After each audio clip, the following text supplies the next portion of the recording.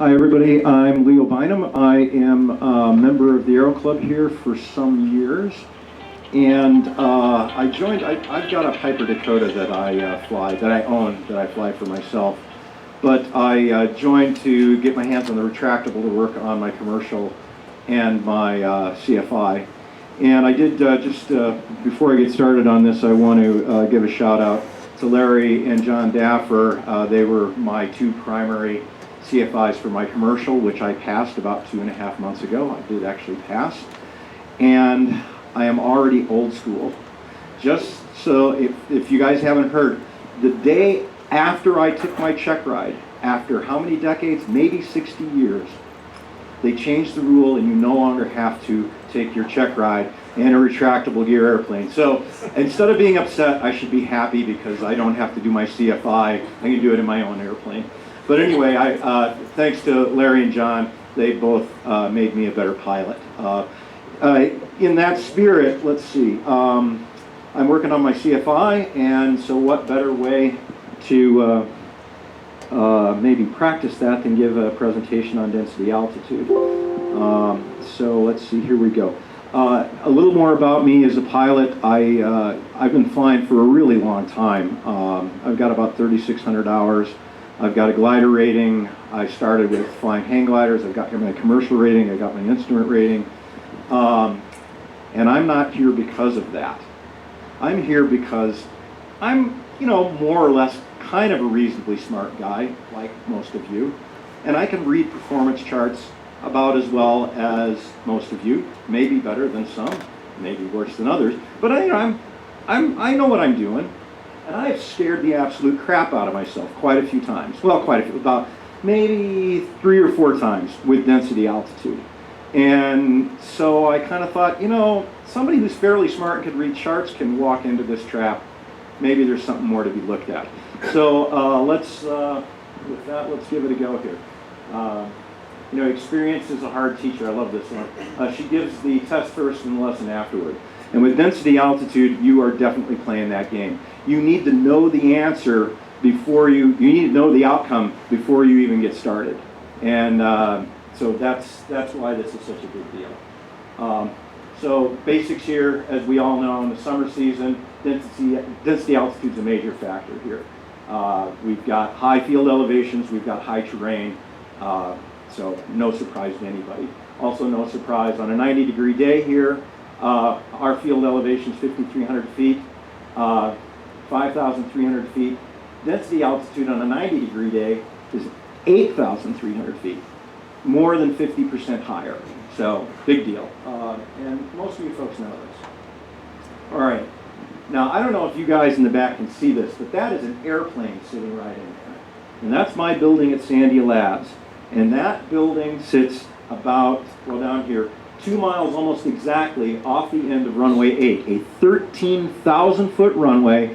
And there's a Cherokee that's barely making 100 feet off the ground. This was last year. It was 103 degrees out. I got the picture. I wanted to hit video, but I got still photo instead because I thought the guy was going to be done for.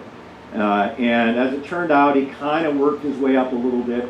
And then, sure enough, he kind of went back towards the airport and managed to pull it out. But it was looking ugly. There were a few moments there where he was going down at maybe 100 feet per minute. And I say this with a bit of, oh, look at this knucklehead. I have seen that movie, and I'm here so that you guys don't have to see that movie because it's no fun. It will wipe the smile right off your face. All right, a bit about statistics. I dug around, and this was kind of the best I could find. This is about a little over 10 years old, maybe 15 years old, but they're probably about the same. Density altitude accidents, 7% of accidents, density altitude. And I thought, oh, that's a little low. I think it'd be, and then I went, oh, wait a minute, this is nationwide. Most people, live, 2,000 feet, 1,000 feet. They're in Florida, they're in California. Up here, if we did this for New Mexico, Arizona, Colorado, Utah, I'll bet that number, I don't have the numbers, but I'll bet, maybe I'll look around at some more senior pilots here, I'll bet that's 30% up here. It's I see density altitude effects all the time. We all do, and so I think it's a big deal. What is density altitude? We already had the question. It's altitude, ramble, sort of technical, the standard pressure, atmospheric stuff. It is, you could best describe it as an example. It is how high would you have to be on a standard day to get the air density you got here. That's essentially what it is. We all kind of know this. The way I like to describe it is, how high does the airplane think it is? That's really, and it's based on heat and elevation and other things that we'll get to. We were talking about, or Larry was talking about standard temperature. Have a look. So standard temperature is not average temperature. It's not, oh, what's a standard temperature that I'm used to seeing here today. It is based on an average temperature at sea level. And years ago they said, the average temperature, winter, summer, all over the earth at sea level is about 59 degrees. Okay, 15 degrees centigrade. But then they don't look at any other elevation going up. And they just do your standard lapse rate, 2 degrees per 1,000 feet, 3.5 degrees per 1,000 feet. The whole point of this slide is, look at these numbers. We get up to Albuquerque, it's got to be 41 degrees out, 5 degrees. Was it 3? You said 3. Oh, well, yeah, and this is at 5,000 or 53, 386,000. Anyway, but it's got to be pretty cold to be what they call a standard day. You get up to Taos or up to Angel Fire, it's got to be below freezing for you to have a standard day. Otherwise, you're going to get air density, you're going to get density altitudes that are going to be the equivalent of 10, 11, 12,000 feet. That's not saturated air. Dry air. This is dry air, that is correct. Saturated air. Well, saturated air, we'll talk about that. It is a factor, we'll talk about that. So I found this chart. This is, I believe the pronunciation is Coke chart. I could be wrong. This is average non-turbocharged airplanes. So normally aspirated, fuel injected, but not turbocharged. So just sucking the ambient air. And this is the kind of performance that you get. Take a look at this. This has got a line at 6,000 feet. Let's say we're at Santa Fe, and it's 100 degrees. Percent decrease rate of climb, 75%. You're not going to get 75% of your rate of climb. You're going to get 25% of your rate. Now this is compared to sea level. All right. So all of this is compared. You're going to get 260% greater takeoff roll. Add it on to your normal takeoff. Add this percentage on, 260. You're going to get 360. It's going to be almost 4 times as long as taking off at Santa Monica. Now, we're used to it up here, but if there are any folks that have just moved here from Santa Monica or Daytona Beach or something, it's a big deal. In fact, here at Santa Fe, if you draw the line down here, it's got to be like 40 degrees below zero before you get that's not standard temperature, but before you get sea level performance. And if you can get your airplane started at that elevation, good luck. All right, but you were talking earlier about how saturation works. So I wanted to look at how all these variables change and by how much. And so I just grabbed some numbers, and these are approximate, but I did for like a normal temperature around here, I did some math. So for pressure change, all right, 100th of it. So if you go from 2992 to 2993, it's a small change. It's about 10 feet in density altitude. If you get a dew point change of 1 degree, that's about 14 feet. If you get a temperature change of 1 degree, dew point change, 1 degree centigrade, 14 feet. Your temperature change, your ambient temperature change, 1 degree, over 100 feet. You get it sunrise and it's 50 degrees, and in a half hour after sunrise it's 60 degrees. Well, that's in Fahrenheit, but you get the idea. You can get 600, 700, 800, 1,000 feet density altitude change in an hour. So I did some typical ranges here. So a typical pressure range is 29.6, which is pretty low. It's going to be stormy that day. up through about 30.3. I mean, they get lower and higher, but typical range. So that typical range in Albuquerque is going to be an 800-foot difference. You know, a little bit. Typical relative humidity here between 10 and 90% humidity. We never see 90% humidity here. But you know, 600 feet. So it's a factor.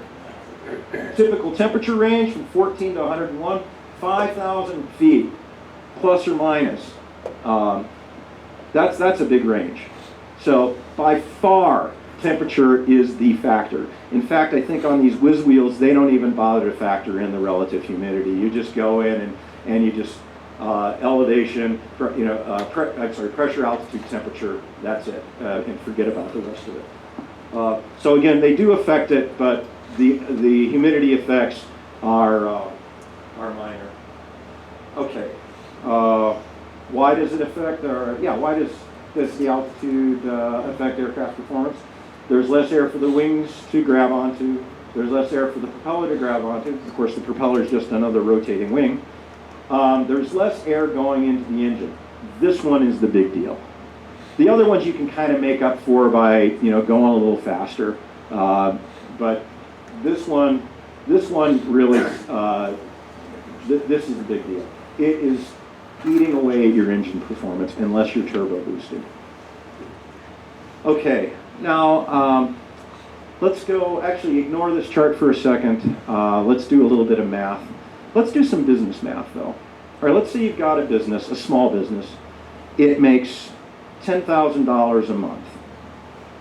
It has expenses of $8,000 a month. So your profit is $2,000 a month. Okay, great. Now let's say that those expenses, $8,000 a month, those are fixed expenses. It's your rent, it's your insurance, they won't change. Let's say that your revenues come down by 10%. So instead of making $10,000 a month, you're making $9,000 a month. 10% less. Does your profit go down by 10%? Profit goes down by 50%. The exact same thing here is happening with rate of climb, density, altitude in the airplane. You've got a fixed expense. This blue line here is the power required for you to fly the airplane. Just for the airplane to just be there going about 80 and not climb it at all. It's going to cost you. And I've done the math, and I was going to do some here on the calculator, but anyway, just take my word for it. In most cases, the vast majority of the power that you're expending is to just keep the airplane there. You're using a small percentage, like 20 or 30% of your leftover power to climb. Now it's greater when you're lower, and it's less when you're higher. But let's look at these. Let's look at these curves. Your amount of climb is based on excess power. The excess power is the difference between these two lines. You got a big difference. You got a lot of rate of climb. So as you get way back here, like next to a stall, your wings are way back, you're producing lots of drag. You're producing so much drag, you're not going to get any rate of climb. Up here, you're going so fast that you're producing so much profile and form drag that the same thing happens. But down in here, so let's say if we're low and cool down here at sea level, I better be sure I don't step on that. Okay. If we're low and cool, we got a lot of margin. In my in my Piper Dakota, I got a 235 down at sea level. Oh my God, the thing just goes to the moon. And I could fly 10 knots too slow, still goes to the moon. I could fly 20 knots too fast. I'm still going up at 700 feet per minute. Now, that's where I learned. You go up to Big Bear. I learned in LA. And you go up to Big Bear, and it's a whole other story. Big Bear is about 57, not much different from here. Well, you start to, as you get up towards Albuquerque, Taos, especially with airplanes that have, there's a reason why you guys are flying 200 horsepower Cessnas instead of 160 and 180 horsepower Cessnas around here. You start to see this picture here. What's happened is the amount of revenue, your power has gone way down, and your rent and your insurance, the amount of power that you need to fly, it's the same, just like that business model where your rent, and that comes off the top. So what that means is that if you're flying along, this is how much excess power you get. It's pretty small, and anything that you lose comes right off of your rate of climb. first. You lose the rate of climb first, and then everything else. But it, just like that business is losing its profit, you lose a little bit of power, you start to lose a lot of rate of climb. So anyway, the whole point, I'm probably overemphasizing this, but the whole point is that just because you've lost a little bit of power, you're going to lose a lot more than in rate of climb than you might think. Down in here also, look, I mean, this is pretty ugly because this is all the rate of climb you got to deal with, but look at this speed range here. You get a little bit slow, you get just a little bit slow, now you got 0. You get a little bit fast, you got 0. You are down in this little place here, and be thankful that you've got something, because sometimes this curve gets down here, and we'll take a look at that. Let's go next. I did some numbers on my old Piper Cherokee 180, and you know, up here you get, now this is not compared to sea level. This is Albuquerque 50 degrees versus Albuquerque 90 degrees. You get a 23% increase in takeoff roll. That's not too bad. 35% decrease in rate of climb. You know, that's significant. I'm only getting 460 feet per minute anyway. That's pretty, you know, 460, it's fine. You start getting down around in here, the difference is, all of a sudden you get around like 300 feet per minute, 200 feet per minute climb, and your whole world view changes. So anyway, this is a typical performance numbers. I want to talk about performance chart numbers for a moment. So aircraft manufacturers are interested in safety. They are. I don't want to make them the bad guys. And they want to sell you an airplane. So they're certainly not going to tell you that the airplane performs worse than it does. They are required to chart the demonstrated performance metrics. So they're required, they have to demonstrate that the airplane does what the book says. But the performance charts numbers, so let's say that you go in, look in the book, and 600 feet per minute. 600 feet per minute, the altitude and the temperature. That's the rate of climb that you're not going to get. That is the best rate. That is the guy who really knows how to fly. He's got a brand new airplane. He's waxed the wings. He's combed his hair. And he is, you know, that ball is right in the middle. And maybe he got a lucky little wind gust to get that one that they didn't have to factor in. Probably not. I think they do it more than once. But anyway, just remember, you look it up. That is not the number you're going to get. It's not. That's your best case. So if you do a really good job and you wax the airplane and you put a new motor in it, you know, and it says 600, you might get 550, you might get 6, or you might get, you know, anyway, you get the point. They only tell you what someone who really knows what they're doing got, you know, maybe once or a few times in an ideal squeaky clean airplane. Performance metrics, don't throw them out. They're essential. They are going to give you a best case. Always include margin. Always, always, always include margin. I have done this before. I looked in the book. It says I'm going to get 500 feet per minute. And it's really easy. Until you do this a few times or somebody tells you, you are not going to get 500 feet per minute. Sorry, I'm beating this in, but I've made this mistake. I needed to get out of there. It was a little hot. I was a little heavy. And it said 500 feet per minute. And I took off and I got a really good look at that water tower. Okay, so what happens? As it gets higher and hotter, we get longer takeoff rolls. We get a little poorer rate of climb. And then if it gets a little higher and a little hotter, we get really long takeoff rolls. And we get kind of really poor rates of climb. So what happens when it gets really bad? Really, really bad, like impossibly bad? We just, what? We get a rate of climb of 0. And, uh-oh. You get out of ground effect and... Okay, what do okay. I gotta quit stepping on stuff. Do we get to a point where we get a rate of climb of 0 and a takeoff roll of infinite? So am I getting... Well, not exactly. So see, it would be nice if you just rolled along and you go, oh my God, I'm just gonna run off the end of the runway. Because I'm not stupid enough to run an airplane off the end of the runway. I'll stop. This is much uglier. What really happens is much uglier. It isn't what happens when you don't get off the ground. It's what happens when you do. Because here's what's going to happen. You're going to get in ground effect, and you're going to get in the air. And you're going to get about 50 feet in the air, and that's all you're going to get. And my experience, I don't know what the scientific explanation is, so I'm just going to say my experience is that there is this spot right near the ground effect, where you get a pretty good rate of climb, like the first 100 feet or so. And then that next 200 or 300 feet seems to be really hard to get. And then once you get above that, either because you've got the margin and you're sweating less, or that maybe you're away from the heat, the rate of climb seems to maybe get a little better, because I've been into airports at 6,000, 7,000 feet, where I flew there and I was at 12,000 feet, and I landed and I barely got out of there. And you're thinking, well, wait a minute, I was able to climb to 12,000. But I think that that's what's going on, and I'm just going to preface this, I think that's what's going on. I think it's just that there's that heat level that makes it, so there's that little margin just above ground effect, but below where you really get going, where you kind of got to break through, and if you don't, you're in this zone that is not a happy zone. I've got some videos here, and here let's see if these will play. They won't. All right, hang on.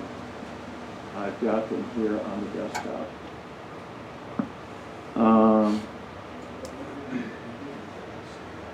Oh, did you play a lot of them? Okay. This one, I think, is this one? Hang on. And well, here, I'm just going to have to, let's try this one. So this one, I'm just going to fast forward to run 1 minute. This is a guy that knows he's in a density altitude situation. He's a reasonably smart guy, we want to say. Just watch his takeoff. Chris does an amazing job analyzing exactly what happens here, so I'm not going to get into those kind of details, but I'm going to provide links that you have to check out. For now, what I want to simply do is watch and react to it. Speed is alive. Back. Engines in the green. Back. So clearly Chris knows he's facing a bit of a challenge as he starts this takeoff roll. But he knows his airplane, and he did his math, and he knows the numbers say it can be done, but the question is, will it be done? So after rotation here, he's committed, and you can see things aren't going as planned. That's just a little scary. Well. Oh boy. Wow. Okay, things we are not doing again. So that couldn't have been Okay, things you're not doing good. Now this, I don't know Chris who does this an guy amazing was. job analyzing exactly what happens here, so I'm not going to... You know, the guy clearly sounded like he was an experienced pilot, probably had good skills, and maybe not a lot of, well, maybe not enough experience or judgment or something like that. Let's see, where is the next one? I've got, this one's really fun. It's short too. Did you play this already? No. So this one, so I've got two.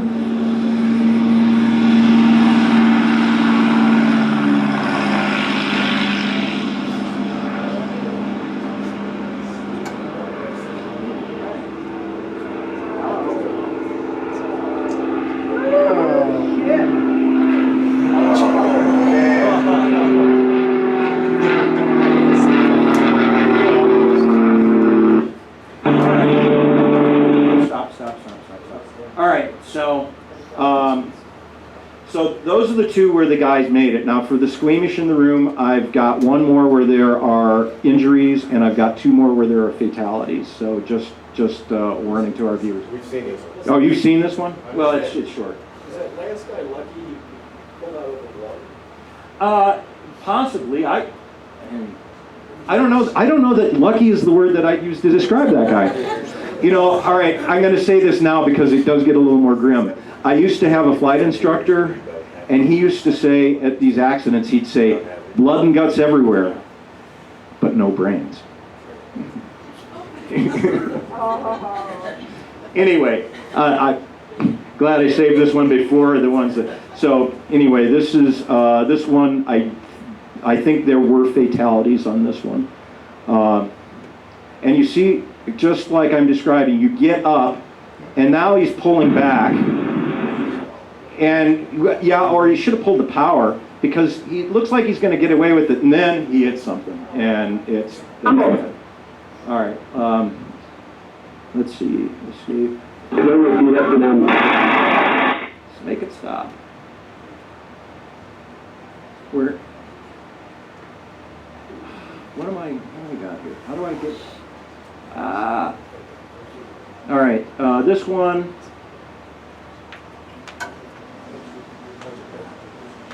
Oh, it is my presentation. This is the one. Thank you. Bases air molecules and all thicker than air found at high elevation of 6,000. Here's a guy. He's got 4 people in the plane, backpackers, and he's carrying them out. And I don't really know the circumstances, whether it's commercial flight or not. What you just saw was the aircraft skipping off the ground after having previously become airborne, only after prolonged ground ride. But he does finally get in the air. Decline. And then again, like I was saying, as to the cause the of problem crash, isn't what happens when you don't get off the ground, it's what happens when you do. High-density altitude takeoff. Cold, low-altitude air is more dense and thicker. It was physically located in the elevation And of 6,000 you can already see what's going to happen. We got the trees up here. Was as thin as that found at 9,000 to mix with fuel. It put out less power, while the propeller moved less air and produced less thrust. Meanwhile, the wings produced This is less what it looks lift like, guys. for any given speed over the ground. In practice, that means the aircraft needed more land to get to speed and more speed to create lift, all the while working with less available power. It means it was harder for the aircraft to start to fly. Assuming that the pilot was attempting to climb, He is flying into rising terrain, although not hugely rising, but this was the result. as it turns out in this one, everyone did survive this one. There were some injuries. And then the last one I wanted to show was...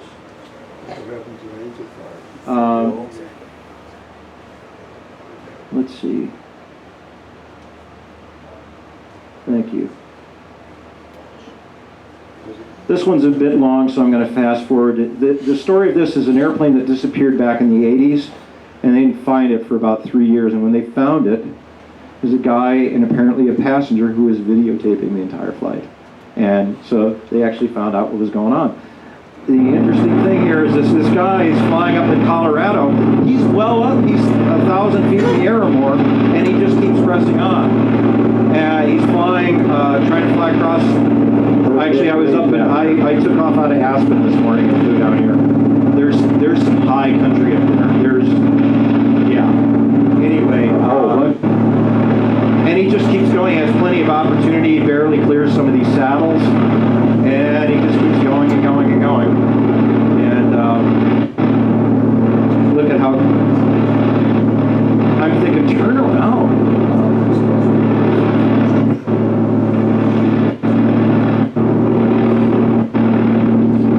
So now we're getting closer. Actually, the end might be at the end. Yeah,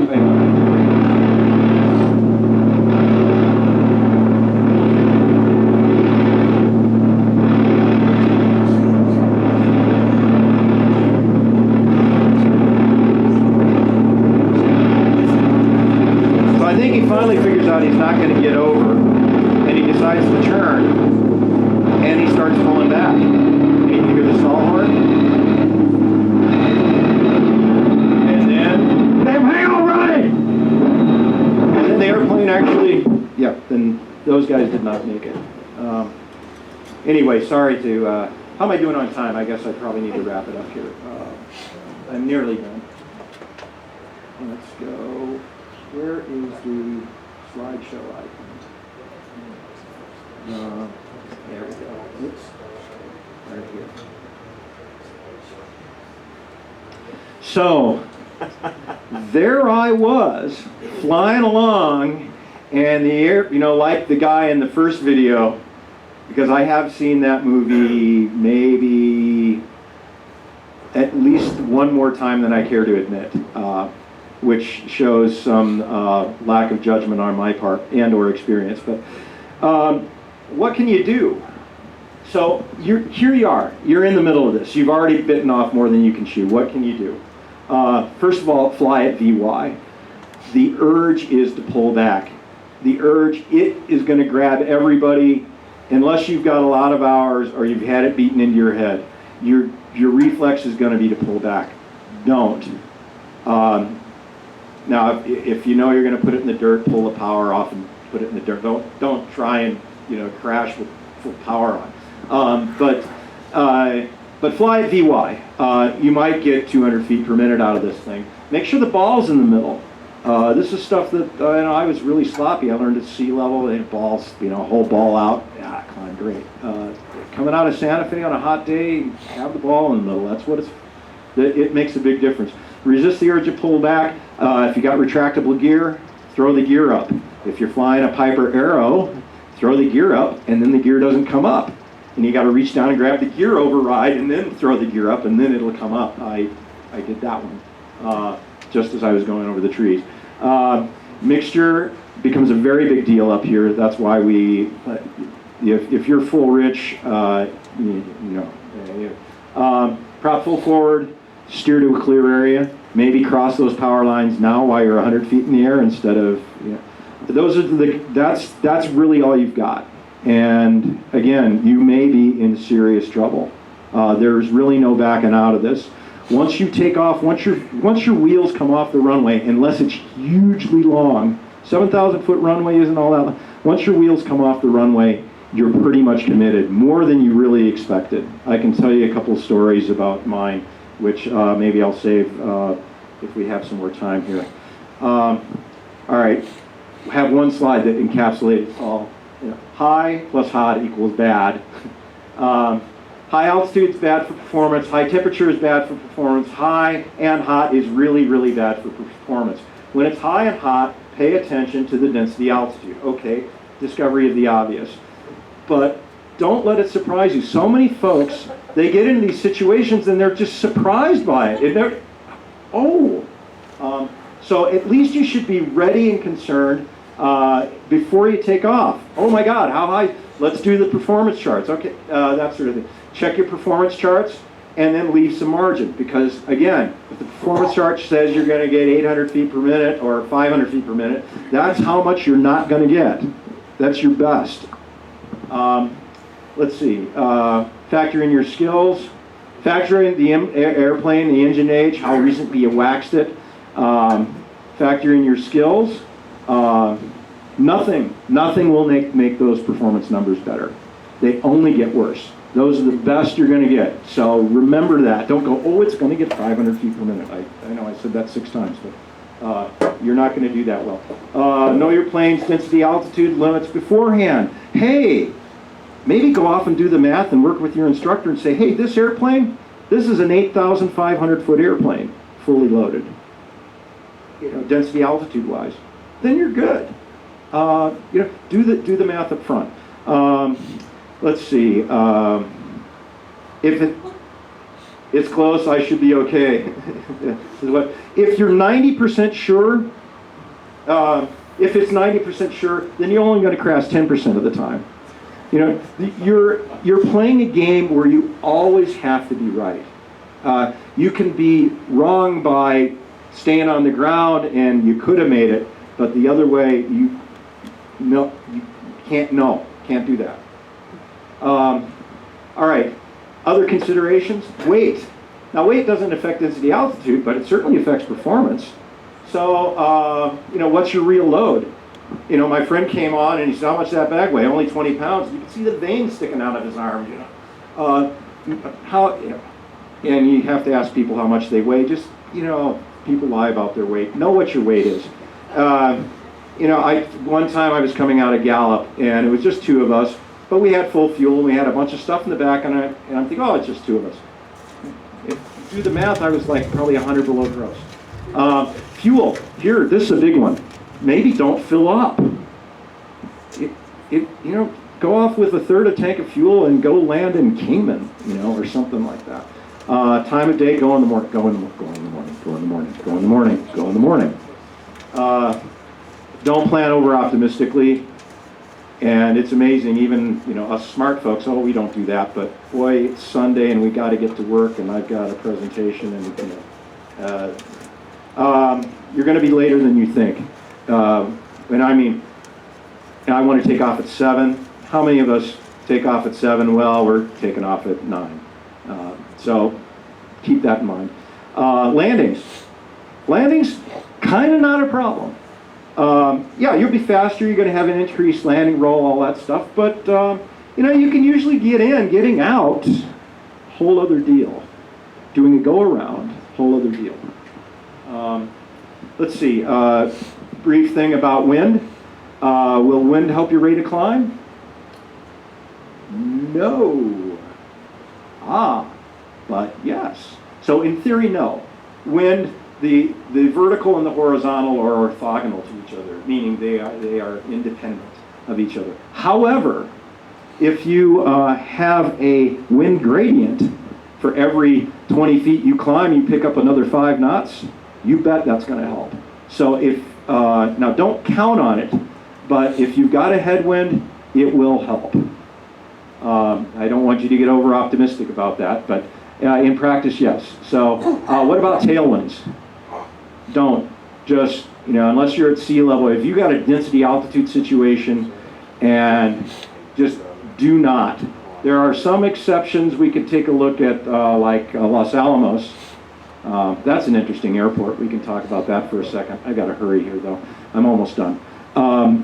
Los Alamos, it's downhill and you don't have to climb. So there are other airports like that, but tailwinds, stay away from them. Let me press on here. We've got to.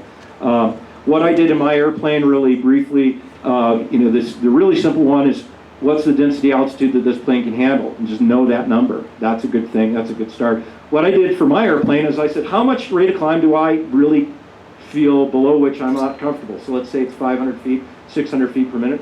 Go and do the performance numbers for each altitude. And now, so I've got this little thing in my airplane. 5,000 feet, if it's 100 degrees, I'm going to get at least 500 feet per minute. And that's my takeoff roll. And so this is a lot easier than going and doing the graph and, you know, just know in advance. And I just did it for a particular rate of climb, 500, 600 feet per minute. You know, ask your instructor what's a comfortable margin for your skills. And then you've got something really simple. You know, I'm at 8,000 feet. It's got to be colder than that. That, just a little cheat sheet, that can help a lot. All right. So then I kind of do this harpy thing here. What it means to be a pilot. So the whole notion here, so there's a lot of hand waving here, there's a lot of margin, there's a lot of, the performance charts are best case. You know, I want somebody to tell me what rate of climb I'm going to get. You know, Larry, tell me how much rate of climb I'm going to get. I want you to guarantee that rate of climb. Nobody's going to do that for you. This is what it means to be a pilot. You have to, it's on you. So give yourself a lot of margin. Again, you have to always be right. Winds, thermals, there's all kinds of variability. Even when it's really good, it's a big, giant gray area. From pretty white, not much gray, all the way to dark. And somewhere in the middle there is where you shouldn't go anymore. So talk to your club instructor. There are conditions that are no-brainers on either side. No-brainer, I'll get off. No-brainer, like you were talking about the guys in Taos. It's a no-brainer, you shouldn't fly. It's the days in between those that you need to pay attention. This is what it means to be a pilot. It's on you.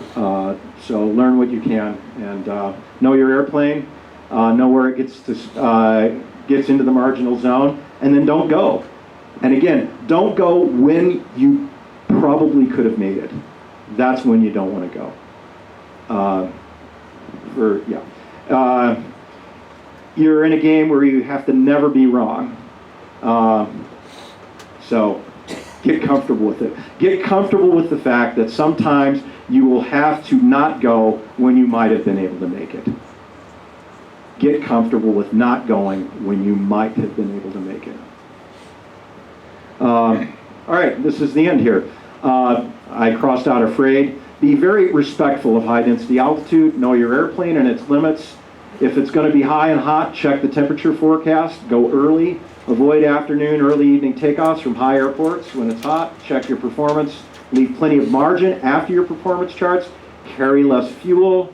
Make an extra stop at a lower airport.